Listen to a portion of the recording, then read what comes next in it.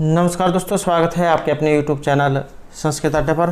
दोस्तों आज की जो वीडियो है इसमें हम करेंगे यहाँ पर संस्कृत प्रैक्टिस सेट में 8 नंबर के संस्कृत के प्रैक्टिस सेट को। और अगर आपने हमारे इससे पहले वाले जो प्रैक्टिस सेट नहीं देखे हैं तो उसे आप हमारे चैनल की प्लेलिस्ट में जाकर जो है देख सकते हैं। और इससे पहले वाली वीडियो को जो है ऊपर कोने में जो 3 डॉट एन पे क्लिक करके आप आई बटन में पहुँच जाओगे तो वहाँ पर जाकर आप हमारी इससे पहले वाली वीडियो को देख सकते हैं। और सभी क्वेश्चन जो है यहाँ पर महत्वपूर्ण रहेंगे क्योंकि पहले भी एग्जामों में ये क्वेश्चन पूछे गए हैं, तो सभी क्वेश्चन यहाँ पर महत्वपूर्ण रहेंगे। और अगर आपने अब तक हमारे चैनल को सब्सक्राइब नहीं किया तो सब्सक्राइब कर ले और साथ में जो घंटे वाला आइकॉन है उसे जोड़ दबाएं, जिससे जो आपको हमारे आने वाली जो वीडियो उसकी नोटिफिकेशन मिलती रहेगी। और दोस्तों वीडियो शुरू करने से पहले एक महत्वपूर्ण सूचना रहेगी कि जिसने भी पीजीटी संस्कृत में एग्ज़ाम जब फॉर्म फिल किया था तो उनका जो एग्ज़ाम डेट है आ गई है। तो एचएससी के द्वारा जो पीजीटी संस्कृत वालों के लिए एग्ज़ाम डेट की घोषणा कर दी गई है। और अगर आपने अभी तक जो अपनी एग्ज़ाम डेट नहीं देखी है तो इसके ऊपर हमारे द्वारा पहले जो है वीडियो बना दी गई है, जिसमें ये लेटर जो है जो एचएससी के द्वारा जारी किया गया है, एग्ज़ाम डेट सब कुछ जो है उसमें रहेगी, तो आप जो है वहाँ जाकर देख सकते हैं। तो अब जो हमारे यहाँ पर फर्स्ट क्वेश्चन है कि श्रीमद् भागवत गीता महाभारत के किस पर्व से ये ली गई है, तो पर्व कौन सा है और इसमें श्री जो ये भगवत गीता जो है ये किस में है, तो एक तो जो है ये पर्वों में है, महाभारत से इसका संबंध है। अब महाभारत के किस पर्व से ये ली गई है, तो महाभारत का जो भीष्म पर्व जो है वहाँ से ये ली गई है। और जो यहाँ पर ये जो मद् भागवत गीता जो आई है इसमें अध्याय कितने हैं। अब अध्याय की बात करें तो इसमें 18 अध्याय हैं। पहला जो अध्याय इसका नाम है अर्जुन विषाद योग, द्वितीय अध्याय का नाम है संख्या योग, तीसरे का नाम कर्म योग, चतुर्थ अध्याय का नाम है ज्ञान कर्म संन्यास योग, पांचवें अध्याय का नाम है कर्म संन्यास योग, छठा अध्याय रहेगा आत्म संयम योग, सातवां है ज्ञान विज्ञान योग, आठवां रहेगा अक्षर ब्रह्मा योग, नौवां है राजविद्या राजगुह्य योग, 10वां रहेगा विभूति योग, 11वां जो अध्याय है ये है विश्वरूप दर्शन योग, 12वां जो अध्याय है ये रहेगा भक्ति योग, 13वां क्षेत्र अक्षेत्र विभाग योग, 14वां है गुणत्रय विभाग योग, 15वां पुरुषोत्तम योग, 16वां देव असुर संपद विभाग योग, और जो 17वां है ये रहेगा श्राद्ध त्रय विभाग योग, 18 जो अध्याय इसका नाम है मोक्ष संन्यास योग। तो इस प्रकार से जो गीता जो है इसमें 18 जो अध्याय हैं और महाभारत के जो भीष्म पर्व है वहाँ से ये ली गई है। नेक्स्ट जो क्वेश्चन है इसमें रहेगा शब्द नित्य कृतत्वात् में कौन सा हेतुआभास है, तो यहाँ पर हेतुआभास इसमें कौन सा आया है, इसमें रहेगा ऑप्शन बी विरुद्ध जो इसमें हेतुआभास है। शब्दों नित्य है कृतत्वात् कि शब्द नित्य है क्योंकि वह कार्यजन्य है अर्थात कृतत्व है। तो यहाँ जो कृतत्व हेतु विरुद्ध हेतुआभास है और यहाँ जो यह नित्य शब्द है कृतत्व हेतु और कृतत्व उसके अभाव अनित्यत्व से व्याप्त है। तो आपने इसको याद रखना है, शब्द नित्य है कृतत्वात् में हेतुआभास जो है यहाँ पर विरुद्ध इसमें बताया गया है। नेक्स्ट रहेगा सामान्य रहता है, तो यहाँ पर जो सामान्य है ये किस में रहता है, सही आंसर है हमारा ऑप्शन बी द्रव्य गुण और कर्म में। सामान्य केवल द्रव्य गुण और कर्म में ही रहता है। वैशेषिक दर्शन भी इस बात को स्वीकार करते हैं क्योंकि न्याय और वैशेषिक दोनों दर्शन एक दूसरे से परस्पर संबंधित है। और यहाँ पर जो सामान्य है ये 2 प्रकार का बताया गया है, पर सामान्य और अपर सामान्य। नेक्स्ट है संख्या के अनुसार बुद्धि के प्रमुख परिणाम इनमें से कौन से हैं, तो बुद्धि के जो परिणाम है ये माने गए हैं यहाँ पर ऑप्शन बी को विपर्य आसक्ति तुष्टि और सिद्धि। और ये जो संख्या कारिका है ये ईश्वर कृष्ण जो है उनके द्वारा लिखी हुई है। और संख्या के अनुसार बुद्धि के 4 प्रमुख परिणाम बताए गए हैं, ये जो विपर्य आसक्ति तुष्टि और सिद्धि। नेक्स्ट क्वेश्चन यहाँ पर संख्या स्वीकार करता है, तो संख्या इनमें से किसे स्वीकार करता है, ये स्वीकार करता है यहाँ पर सतः सत जायते, सत से सत उत्पन्न होता है, सत्कारण से ही सत्कार्य उत्पन्न होता है। इसे संख्या दर्शन का सत्कार्यवाद कहा गया है।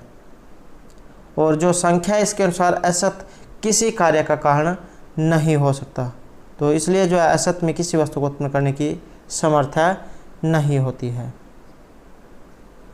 नेक्स्ट रहेगा जहाँ कोई शब्द अन्य अर्थ के लिए अपने अर्थ का त्याग कर देता है, तो वहाँ पर कौन सी लक्षणा होती है? जहाँ कोई शब्द अन्य अर्थ के लिए अपने अर्थ का त्याग कर देता है, तो उसमें लक्षणा, तो इसमें जो लक्षणा है रहेगी ऑप्शन बी, लक्षण लक्षणा। जहाँ कोई शब्द अपने अर्थ के लिए अन्य अर्थ का त्याग कर देता है तो वहाँ पर लक्षण लक्षणा होती है।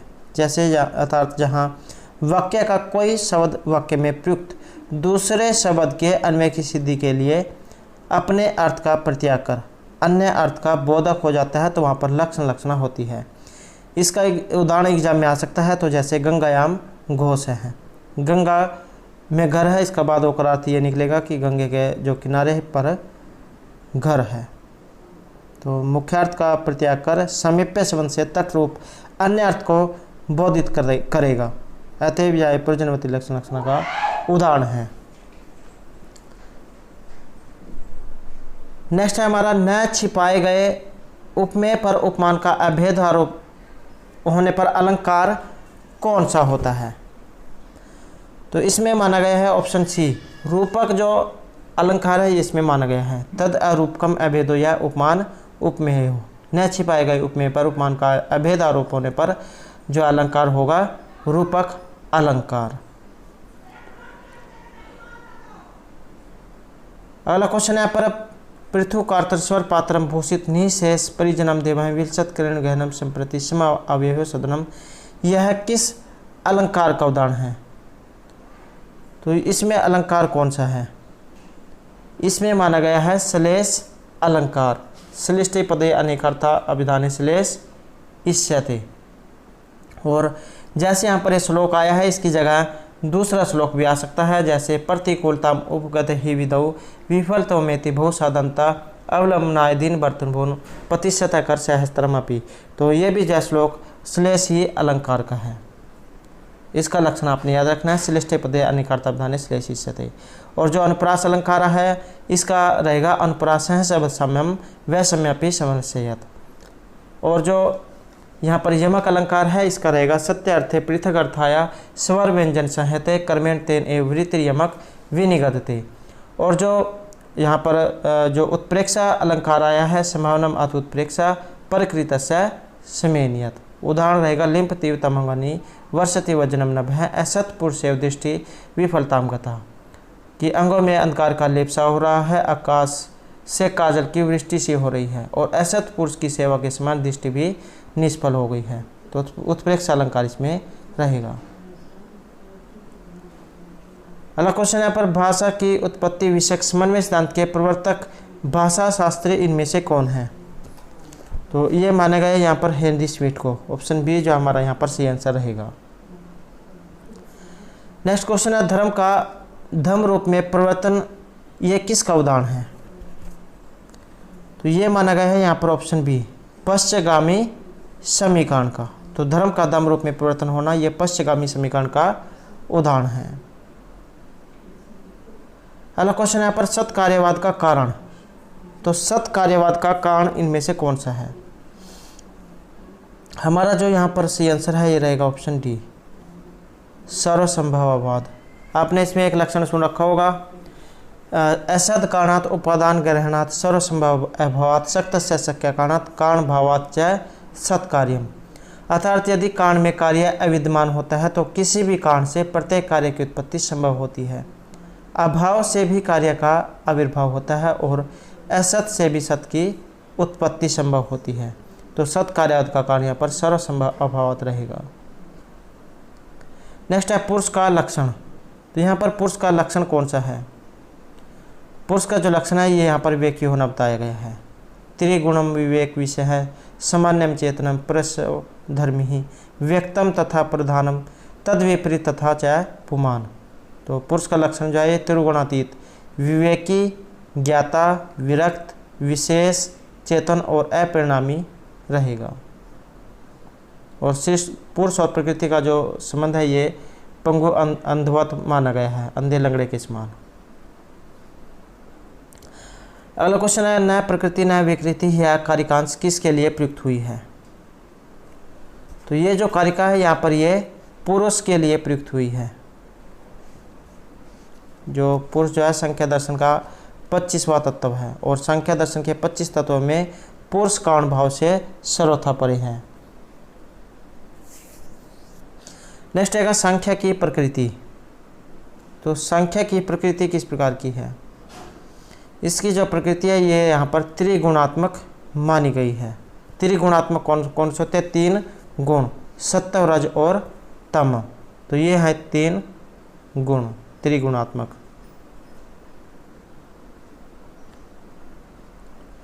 नेक्स्ट यहाँ पर भोक्तृ भाव किसकी सत्ता का परिचायक है? तो ये रहेगा यहाँ पर पुरुष की, ऑप्शन बी। और संख्या कारिका से लिया गया है। इस क्वेश्चन जो है उनके द्वारा जो रचित है। अगला क्वेश्चन है पर प्रार्थ अनुमान में जो प्रतिज्ञा वाक्य है ये कौन सा है? तो यहाँ पर प्रतिज्ञा वाक्य इसमें पूछा गया है। तो इसमें जो आंसर है रहेगा ऑप्शन ए कि पर्वत जो है ये वहनीमान है, अर्थात पर्वत क्या है? अग्नि वाला है। तो प्रार्थ अनुमान जो है इसके 5 अवयव बताए गए हैं। एग्जाम में ये भी क्वेश्चन पूछ जाता है इसके अवयव कितने हैं? तो 5 अवयव इसके माने गए हैं। प्रतिज्ञा, हेतु, उदाहरण, उपनय, निगमन। प्रतिज्ञा, हेतु, उदाहरण, उपनय और निगमन।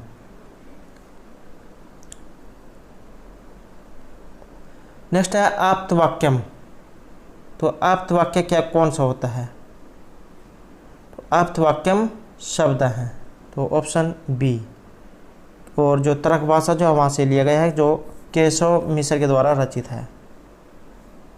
आप्त तो यथार्थ बुद्धस्य उपदेष्टा पुरुष है, जैसा पदार्थ है वैसे ही उपदेश करने वाला पुरुष आप्त कहा जाता है। तो आप्तवाक्यम शब्द है। अनुमितिकरणम, अनुमानम। नेक्स्ट आएगा समवाय क्या है? तो यहाँ पर जो समवाय आया है ये क्या है? ये माना गया यहाँ पर पदार्थ को। और जो तर्क भाषा है वहाँ से लिया गया है केशव मिश्र के द्वारा जो रचित है। अयुत सिद्धा नाम संबंध है, समवाय है। नेक्स्ट है विशेष पदार्थ की वृत्ति। विशेष पदार्थ की जो वृत्ति है ये किस प्रकार की होती है? ये रहेगी ऑप्शन ए, नित्य द्रव्य है। और ये जो केशव मिश्र के द्वारा जो रचित तर्क भाषा है वहाँ से ये लिया गया है। विशेष और नित्य द्रव्य वृत्ति, अर्थात विशेष पदार्थ नित्य है और वह नित्य द्रव्य में ही रहता है। विशेष है नित्य तथा नित्य द्रव्येषु अवतिष्ठते। तो विशेष पदार्थ की वृत्ति है नित्य द्रव्य में होना। नेक्स्ट है कार्य नियत पूर्ववृत्ति ही। कार्य नियत पूर्ववृत्ति को क्या कहा जाता है? तो इसे कहा जाता है कारणत्वम, ऑप्शन बी। कार्य नियत पूर्ववृत्ति तो कारणत्वम। और अन्नम भट्ट जो उनके अनुसार जो इसमें कहा गया है कि अन्यथा सिद्धते हुए सति कार्य नियतम पूर्ववृत्ति कारणम। अन्यथा सिद्ध नियत पूर्ववर्ती अवस्था को कारण कहा जाता है। 3 प्रकार के कारण जो माने गए, समय और निमित्त कारण। अगला क्वेश्चन है साक्षात संकेतित अर्थ की बोधिका कौन सी है? साक्षात संकेतित अर्थ की बोधिका, तो ये है ऑप्शन ए, अभिधा। तत्तर संकेतित अर्थ बोधनात् अग्रिमा अभिधा, अर्थात संकेतित अर्थ का बोधन कराने वाली शब्द की सर्वप्रथम जो शक्ति है ये अभिधा होती है। नेक्स्ट क्वेश्चन है रूढ़े प्रयोजन द्वावसो लक्षणा शक्ति अर्पिता, यह लक्षण है। तो ये इनमें से किन आचार्य का लक्षण है? ये माना गया है यहाँ पर आचार्य विश्वनाथ का। और इनके द्वारा रचित ग्रंथ है साहित्य दर्पण, 10 परिच्छेदों में है। 10 के 10 जो परिच्छेद है महत्वपूर्ण है। एग्जाम में इनके जो परिच्छेद है ये भी पूछे जाते हैं कि इनके द्वारा जो रचित ग्रंथ है ये किस में है, अंकों में है, उल्लासों में है या परिच्छेदों में है। तो ये जो है यहाँ पर इनके द्वारा जो रचित है ये परिच्छेदों में है। 10 इसमें परिच्छेद हैं और पहला जो परिच्छेद है ये इसमें काव्य के प्रयोजन और काव्य के लक्षण बताए गए हैं। दूसरे में शब्द और वाक्य की परिभाषा। तीसरे में रस भाव तथा रस संबंधी अन्य संबंधी तत्वों की व्याख्या की गई है। और जो चौथा है इसमें ध्वनि और गुणीभूत व्यंग्य के बारे में बताए गए हैं। पाँचवें में व्यंजना विरोधियों की समस्त युक्तियों का खंडन किया गया है। छठे में नाट्य संबंधी महत्वपूर्ण विषय है। सातवां जो है इसमें रहेगा काव्य के दोषों का वर्णन। और जो आठवां इसमें श्रृंगारवाद की स्थापना और जो 3 जो गुण होते हैं उनके बारे में बताया गया है। 9वें में जो रीतियाँ जो हैं उनके बारे में बताया गया है, वैदर्भी, पंचाली, गौणी रीति। और जो 10वां है इसमें अलंकार के बारे में बताया गया है, शब्द अलंकार, अर्थ अलंकार। तो यहाँ पर रूढ़ि प्रयोजन दोष लक्षण शक्तार्पिता ये आचार्य विश्वनाथ का है और जो साहित्य दर्पण है इनके द्वारा रचित जो है ग्रंथ है। इसमें लक्षणा में जो आपने एक लक्षण इसका सुन रखा होगा, मुख्यार्थवादे तद युक्तो यह अन्य अर्थ प्रतीयते रूढ़े प्रयोजन असौ लक्षणा शक्तिरर्पिता। मुख्यार्थ के बाधित होने पर रूढ़ि अथवा प्रयोजन के बल पर जिस सब शक्ति के द्वारा उस मुख्यार्थ से युक्त अर्थ की प्रतीति होती है तो उसी को लक्षण कहा जाता है। नेक्स्ट है विपरीत लक्षण का दूसरा नाम। ये जो विपरीत लक्षण आई है यहाँ पर इसका दूसरा नाम क्या है? इसका दूसरा नाम रहेगा जैत अजैत लक्षणा। और ये भी जो आचार्य विश्वनाथ के अनुसार जो है लक्षणा के 2 प्रकारों में से है, उपादान लक्षणा और लक्षण लक्षणा। नेक्स्ट है रस अनुभव के विषय में अभिव्यक्तिवाद के प्रवर्तक आचार्य इनमें से किन्हें माना गया है? तो रस अनुभव के विषय में अभिव्यक्तिवाद के प्रवर्तक आचार्य ये माना गया है यहाँ पर अभिनव गुप्त को। और जो भुक्तिवाद है इसके प्रवर्तक पटनायक को माना गया है।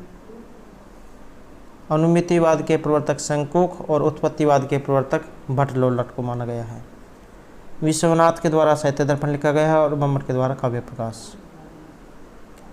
नेक्स्ट है विभत्स का स्थायी भाव इनमें से कौन सा है? 9 जो है रस माने गए हैं, श्रृंगार, हास्य, करुण, रौद्र, वीर, भयानक, विभत्स, अद्भुत और शांत रस।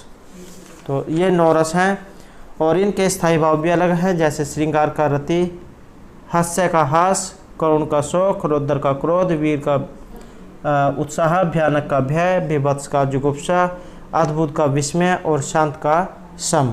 तो ये 9 रस बताए गए हैं।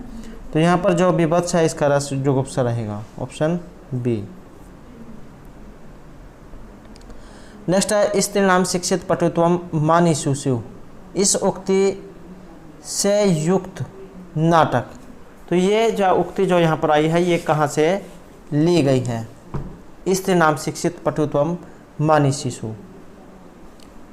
तो ये ली गई है यहाँ पर जो अभिज्ञान शकुंतलम जो है महर्षि कालिदास के द्वारा जो रचित है वहाँ से ये ली गई है 5वें अंक से। स्त्रीणाम शिक्षितों पठितों मानी शिशु समदृश्यते किम उथिया प्रतिबोधिवत्य है।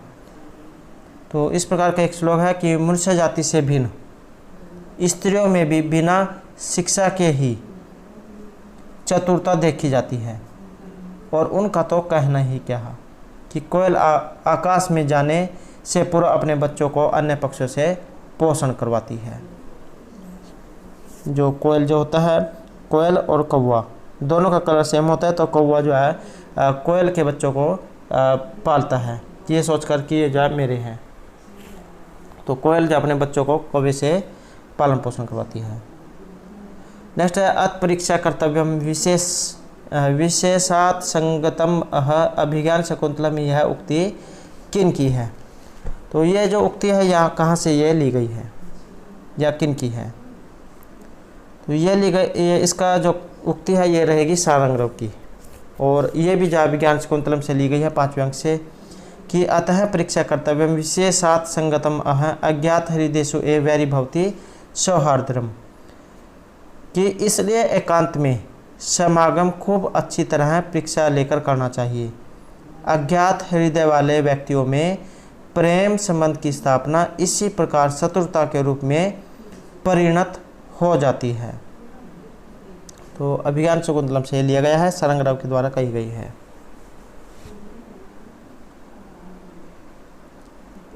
नेक्स्ट है स्त्रियो ही नाम खलु एतानि सर्गात ए पंडिता पुरुषाणाम तु पांडित्यम शास्त्रे वे उपदिश्यते। प्रस्तुत श्लोक किस पुस्तक से ये लिया गया है? तो इस ये पुस्तक का नाम है मृच्छकटिकम। मृच्छकटिकम जो है यहाँ पर शूद्रक के द्वारा लिखा हुआ ग्रंथ है और 10 जो है इसमें अंक हैं और मुख्य रस इसमें श्रृंगार है। काव्य विधा में ये रूपक का जो दूसरा भेद है प्रकरण रहेगा। आधार ग्रंथ है इसका भास के द्वारा जो लिखा गया चारुदत्त नाटक और नामकरण इसका अंक 6 में मिट्टी गाड़ी वाली जो घटना है उसके आधार पर हुआ है। और एक जो है क्वेश्चन यहाँ पर महत्वपूर्ण है इसके विदूषक का, तो मैत्रेय इसके विदूषक का नाम है। नेक्स्ट है लघुत्रय के अंतर्गत कौन कौन से ग्रंथ आते हैं?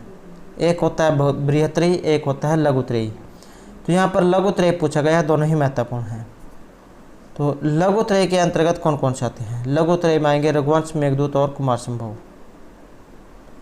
और जो बृहत्त्रय है, बृहत्त्रय में आएंगे किरातार्जुनीयम, शिशुपाल वध और नैषधीय चरितम।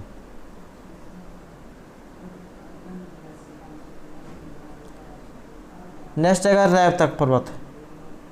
यहाँ पर जो रैवतक पर्वत जो आया है ये वर्णन किस काव्य में हुआ है? रैवतक पर्वत का वर्णन किस काव्य में है? तो इनका वर्णन हुआ है यहाँ पर शिशुपाल वध में। और ये जो शिशुपाल वध है ये महर्षि जो माघ है उनके द्वारा रचित है। तो और 20 जो है इसमें यहाँ पर सरक है, तो आपने इनको याद रखना है। नेक्स्ट है श्रद्धा वित्त विधि चैति त्रित्रयम तत्समागतम किस नाटक का ये श्लोक है? तो सूक्ति जो है महत्वपूर्ण आएगी यहाँ पर किस नाटक का ये यहाँ पर श्लोक है, कहाँ से ली गई है? तो ये भी जो है यहाँ पर अभिज्ञान शकुंतलम से ली गई है। 7वां जो अंक है वहाँ से ये लिया गया है और इसमें कहा गया है कि दिष्ट्या शकुंतला साध्वीम सतपत्यम इदम भुवान श्रद्धा वित्तम विधि च इति त्रितयम तत्समागतम। पवित्रता शकुंतला, उत्तम संतान और आप भाग्य से श्रद्धा धन और विधि, ये तीनों चीज़ें इकट्ठी हो गई हैं। पवित्रता शकुंतला अर्थात पवित्र शकुंतला और उत्तम संतान और आप भाग्य से श्रद्धा धन और विधि, ये तीनों चीज़ें जो है एक साथ इकट्ठी हो गई हैं। तो अभिज्ञान शकुंतलम जो है महर्षि कालिदास के द्वारा जो रचित है वहाँ से ये लिया गया है। और अभिज्ञान शकुंतलम में 7 अंक है, श्रृंगार इसमें रस है। महाभारत का जो आदि पर्व है वहाँ से लिया गया है, मुद्रिका चिन्ह के आधार पर इसका नामकरण हुआ है। और अभिज्ञान शकुंतलम जो है इसका जो चौथा अंक है ये महत्वपूर्ण माना गया है।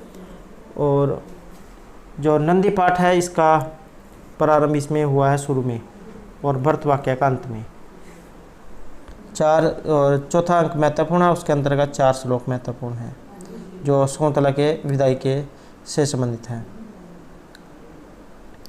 नेक्स्ट है आप्त वाक्यम शब्द है किस दर्शन से यह संबंधित है? तो किस दर्शन से यह संबंधित है? आप्त वाक्यम शब्द है तो न्याय दर्शन से ये संबंधित है। गौतम जो उनके द्वारा रचित रहेगा। आप्त वाक्यम शब्द है, आप्त वाक्य शब्द प्रमाण कहलाता है।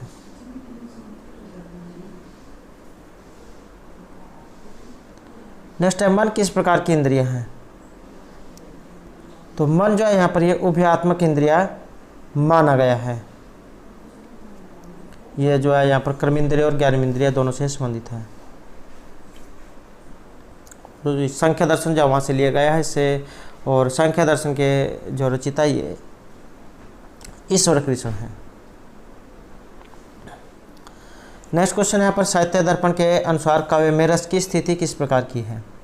तो साहित्य दर्पण आचार्य विश्वनाथ के द्वारा रचित है और काव्य में रस की स्थिति यहाँ पर पूछी गई है। तो ये मानी गई है यहाँ पर आत्मा के जैसी। रस एवं आत्मा सारूपतया जीवनधाय को यस्य, अर्थात सबसे प्रधान होने के कारण रस ही जिसका आत्मा है। तो यह वाक्य रसात्मक कहलाता है।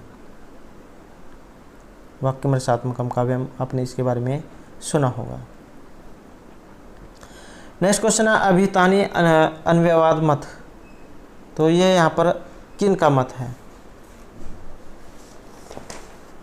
ये जो मत है यह माना गया है यहाँ पर मीमांसक कुमारिल भट्ट का।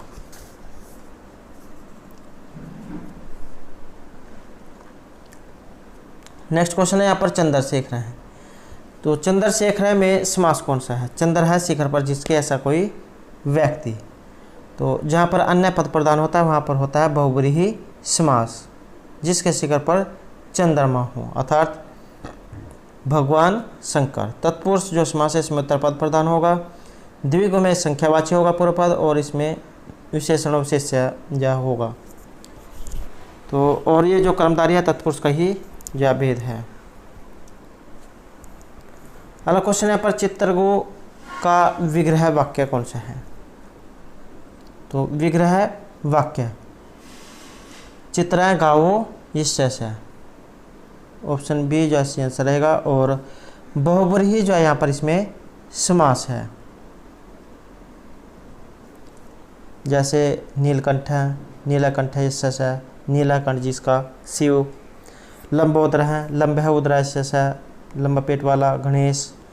घनश्याम है, घन के श्याम वाला अर्थात कृष्ण। और जो पीताम्बर है, पितानी अम्बरानी इससे है, भगवान श्री कृष्ण।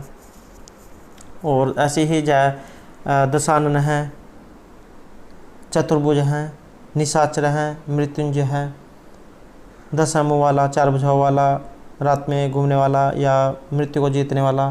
तो इस जहाँ पर अन्य पद प्रदान होगा वहाँ पर जय बहुब्रीहि समास रहेगा। अगला क्वेश्चन है यहाँ पर क्षिप्त है, इसमें प्रत्यय कौन सा है? क्षिप्त धातु है यहाँ पर फेंकने अर्थ में, और कत जो इसमें प्रत्यय रहेगा, क्षिप्त है। और कत जो प्रत्यय भूतकाल के लिए इसका प्रयोग किया जाता है। और कत तो निष्ठा एक सूत्र है, उससे निष्ठा संज्ञा होती है कत की। नेक्स्ट है विचार जब ध्वन्यात्मक होकर होठों पर प्रकट होते हैं तो वह भाषा कहलाती है। तो यह जो विचार है यहाँ पर इनमें से किन का है? यह माना गया है यहाँ पर प्लेटो का।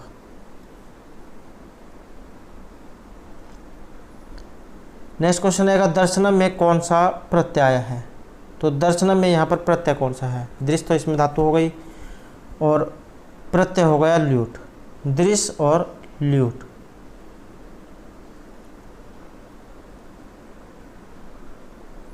नेक्स्ट है तर्क भाषा। यहाँ पर जो तर्क भाषा आई है इसके लेखक इनमें से कौन है?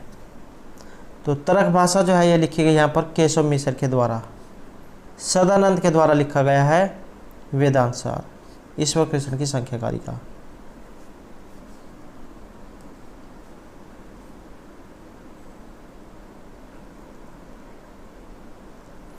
नेक्स्ट क्वेश्चन है सत्य और असत्य का चयन आपने यहाँ पर करना है। तो दुष्यंत शकुंतला का विवाह गंधर्व था, देव था, प्रजापत्य था या पिशाची था? तो इन दोनों ने जो मैरिज की थी ये थी गंधर्व विवाह, लव मैरिज, ऑप्शन ए।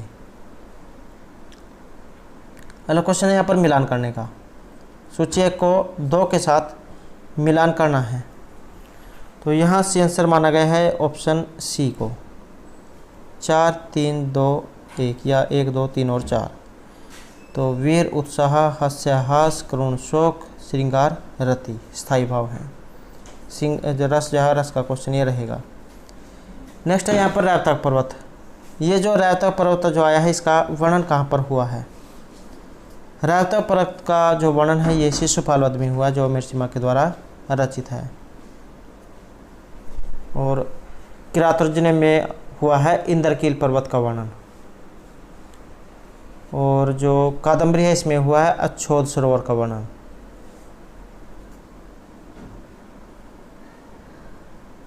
अगला क्वेश्चन आएगा महाकाव्य की कथा वस्तु किस प्रकार की होती है? तो महाकाव्य की कथा वस्तु यह रहेगा हमारा ऑप्शन सी, इतिहास प्रसिद्ध। और कम से कम 8 ज़्यादा से ज़्यादा 10 जो है इसमें यहाँ पर सरक होने चाहिए। धीरोदात्त गुणों से युक्त एक देवता अथवा कुलीन क्षत्रिय इसमें नायक होता है। या कहीं कहीं एक ही वंश के कुलीन बहुत से राजा इसमें नायक होते हैं। श्रृंगार, वीर और शांत में से कोई एक अंगिरस इसमें होता है, अन्य रस कौन रूप में होते हैं। और मुख और मुख प्रतिमुख जो 5 संधियाँ मानी गई इसका इसमें वर्णन होता है। कथा वस्तु जो है ऐतिहासिक या लोकप्रिय लोक प्रसिद्ध सज्जन से संबंधित होती है। धर्म अर्थ काम मोक्ष इस चतुर्वर्ग में से कोई एक फल जरूर होता है। और जो कथा होती है इसका प्रारंभ आशीर्वाद, नमस्कारात्मक या वर्ण वस्तु का निर्देश होता है। और कम से कम 8 ज़्यादा 10 जो इसमें सरक जरूर होनी चाहिए। नेक्स्ट है रसोइया चावलों से भात पकाता है का संस्कृत में रूपांतरण क्या रहेगा। तो ये रहेगा ऑप्शन ए। यहाँ पर 5 चुका है, तंडुलान ओदनम पचती। और जो एकतम जो सूत्र है जिसके अंतर्गत 16 धातुएं आती हैं, तो वहाँ से इसका जो संबंध है द्वितीय जो व्यक्ति है उसमें ये लगती है।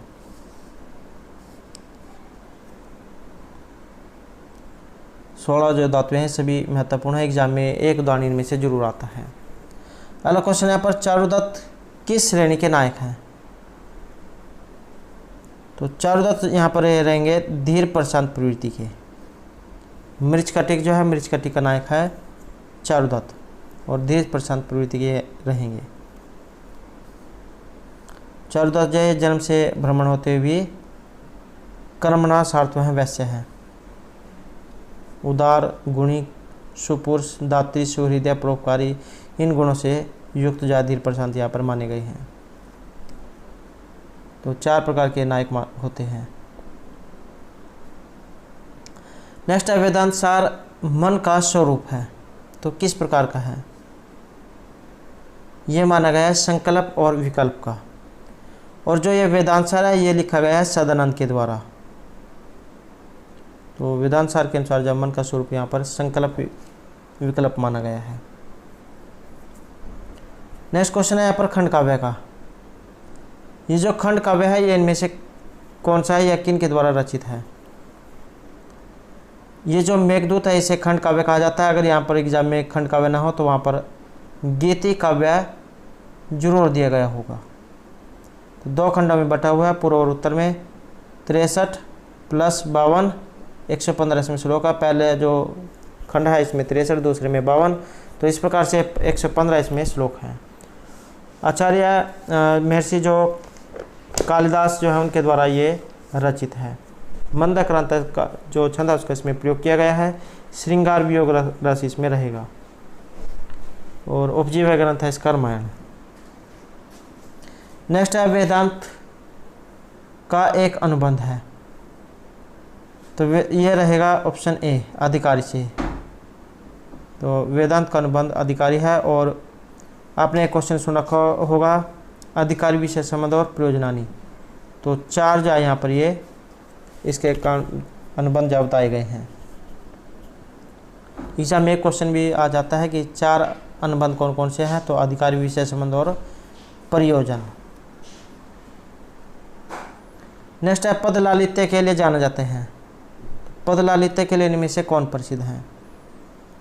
तो दंडी को पद लालित्य के लिए जाना जाता है, महर्षि कालिदास को उपमा के लिए, भारवी को अर्थ गौरव के लिए, और माघ जो है उनको इन तीनों के लिए जाना जाता है। तो माघे संति त्रैगुण। नेक्स्ट क्वेश्चन रहेगा अगले सरक की कथा वस्तु कहाँ पर सूचित की जाती है। आपने कई बार देखा होगा जो नाटक जो होता है जब वो समाप्त होने वाला होता है तो उसके बाद में छोटी सी जो है 1-2 मिनट की कह सकते हैं या कुछ सेकंड की जो है अगले जो नाटक जो आने वाला होता है उसके बारे में बता दिया जाता है।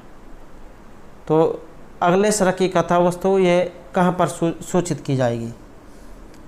तो सरक के अंत में, कि रोचक बनाने के लिए कि दर्शक जो अगले वाले को जो नाटक है उसको जरूर देखें, तो नाटक के अंत में अगले नाटक के बारे में बता दिया जाता है कि अगला जो एपिसोड आएगा उसमें हम ये दिखाएंगे। तो इसी प्रकार से जो है यहाँ पर बताया गया है कि सरक की कथा वस्तु सरक के अंत में बताई जाएगी कि अगले सरक में ये होगा। नेक्स्ट है श्रृंगार रस का स्थायी भाव कौन सा है। तो 9 जो रस हैं तो इनमें से श्रृंगार रस का स्थायी भाव कौन सा है? तो रति को यहाँ पर श्रृंगार रस का स्थायी भाव माना गया है। अगला क्वेश्चन है नव सर्गते मागे नव शब्द न विदिते। तो इस प्रकार का एक श्लोक है, आपने सुन रखा होगा। तो यह उक्ति इनमें से किन के लिए आई है? यह आई है यहाँ पर महर्षि माघ के लिए। शिशुपाल झा के द्वारा ग्रंथ लिखा गया है।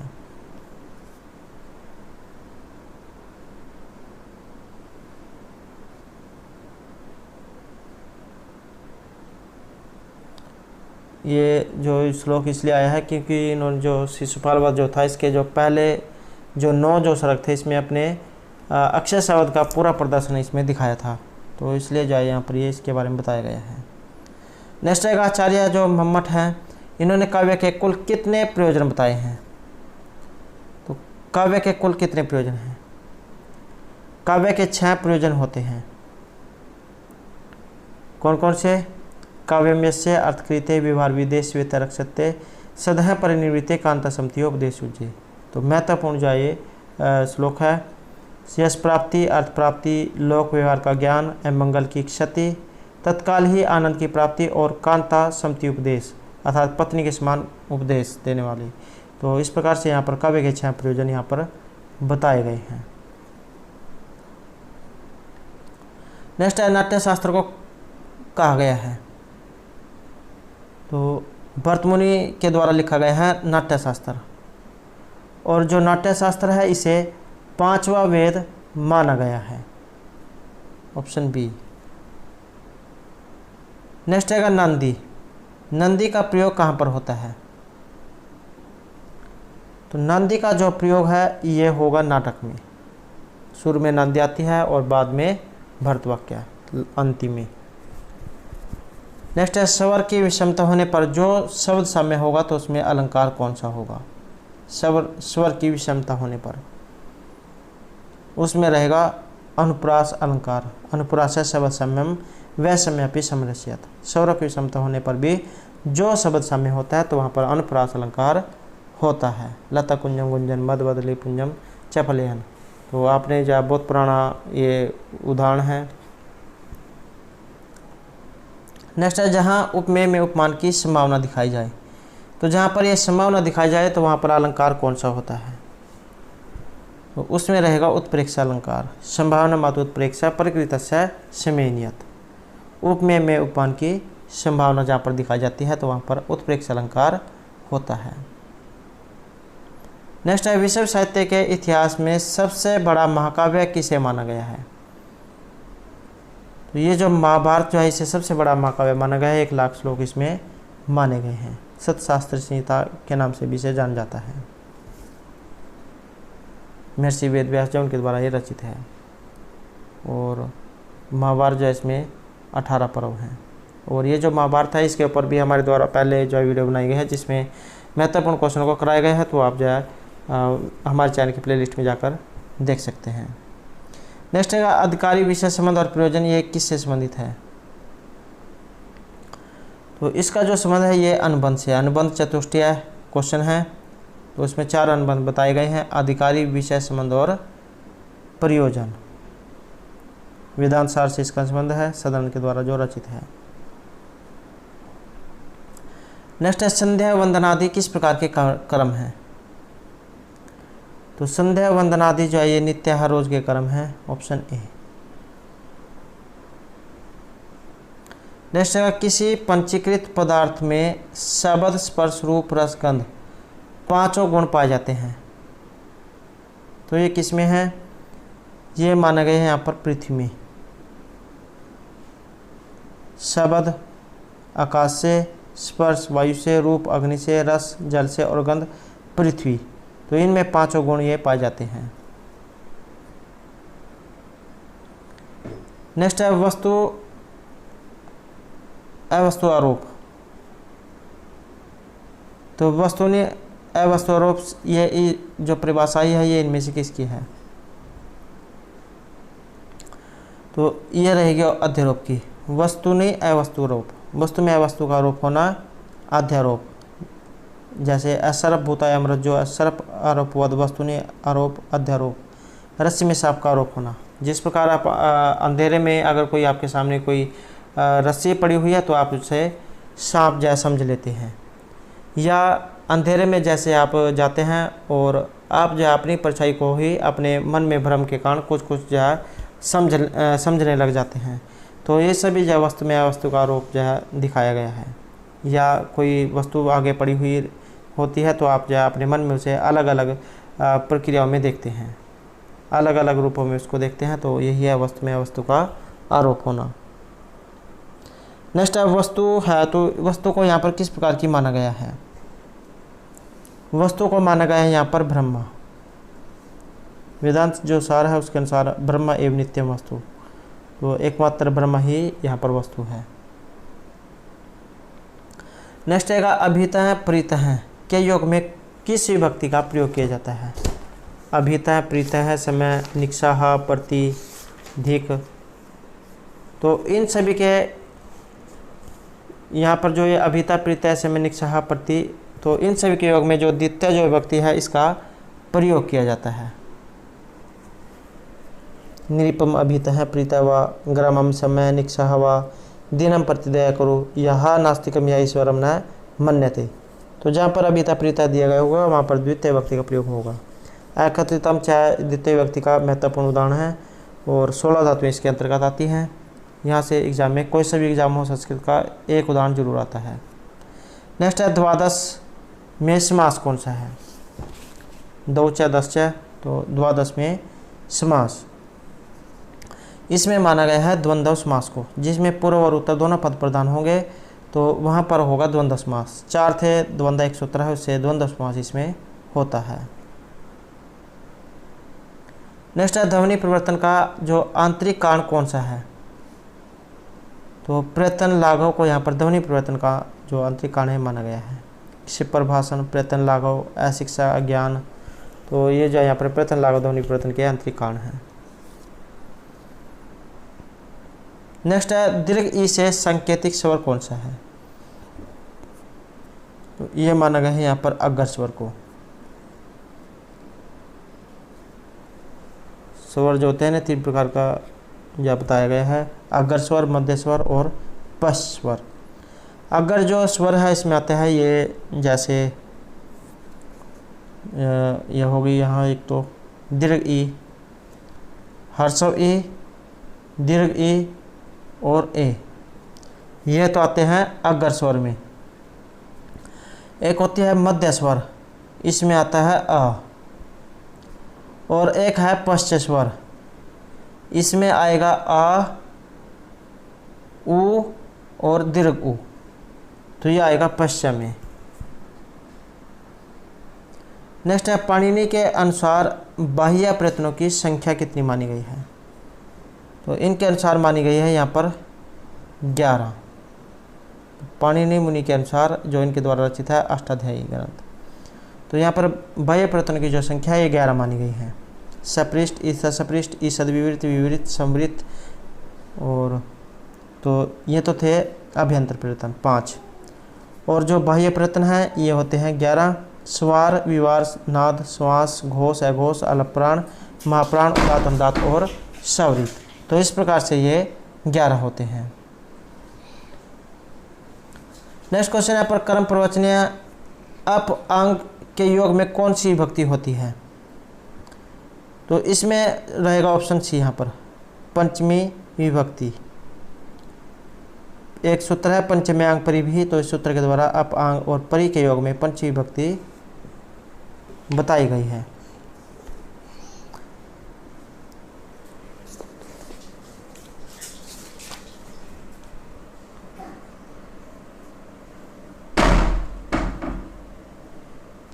जहाँ पर ये जो अप आंग और परि जो दिए गए होंगे तो इसमें जाए पंचमी विभक्ति होती है। इसका जैसे उदाहरण है अप हरे, परि हरे है संसार, आ मुक्त है संसार है, और आ सकलाद ब्रह्मा। तो जहाँ पर ये मर्यादार्थ में आ होता है तो इसके योग में पंचमी विभक्ति का प्रयोग किया जाता है। तो दोस्तों ये थे हमारे आज के यहाँ पर जो संस्कृत प्रैक्टिस सेट से संबंधित कुछ महत्वपूर्ण क्वेश्चन जो आपके आगे आने वाले एग्जाम के लिए महत्वपूर्ण होंगे। और दोस्तों अगर आपने अब तक हमारे चैनल को सब्सक्राइब नहीं किया तो सब्सक्राइब कर ले और साथ में जो घंटी वाला आइकन है उसे जरूर दबाएं, जिससे आपको हमारे आने वाली जो वीडियोस की नोटिफिकेशन मिलती रहेगी। और दोस्तों वीडियो को लाइक, कमेंट और शेयर जरूर कीजिएगा और हमारे साथ अंत बनाने के लिए धन्यवाद।